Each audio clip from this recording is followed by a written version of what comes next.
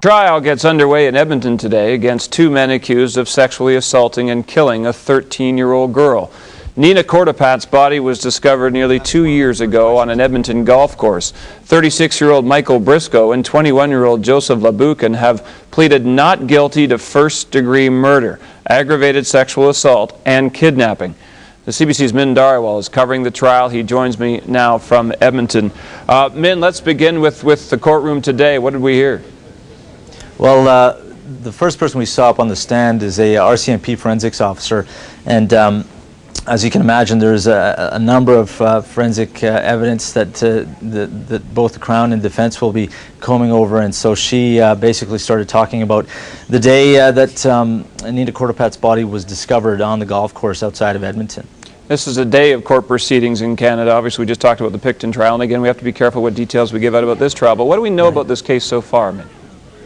Well, basically, the two men standing trial today are part of 5 people that are involved in this case.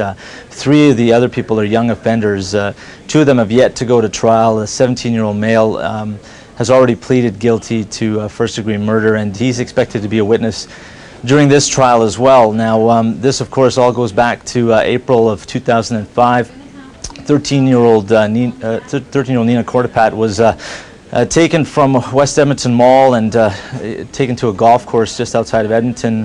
One of the accused, Michael Briscoe, he was videotaped in an interview with RCMP, and during that interview, which was about 6 hours long, he pointed a finger at 2 of the accused and talked about this plot to kidnap a young girl from the mall, take her out to this golf course where you know, they beat her and sexually assaulted her. And now this trial is also there's a lot of debate over whether or not that videotaped interview can be used. It was part of a voir dire over the last week, about 7 days, and the judge is yet to make a decision on that. And part of it hinges on whether or not the accused Michael Briscoe was given the chance to talk to a lawyer, sufficient time to talk to a lawyer. Now, the Crown is saying that he was given 3 minutes. That is, of course, up for debate, and the judge will make a decision on that. And there's a lot of evidence from Michael Briscoe throughout this interview, which,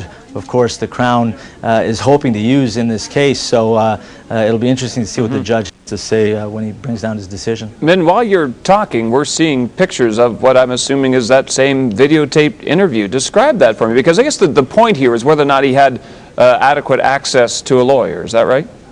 That's right. And I watched some of the videotape last week, and I mean, it really is bizarre, some of the parts in it. I mean, it goes into detail regarding what happened, and it is very chilling. I mean, for anybody who has a child, children go to the mall all the time, and for these people to, you know, allegedly just pick somebody at random and then go on to do what happened, it is quite scary. I mean, a wrench was used, a hammer was used.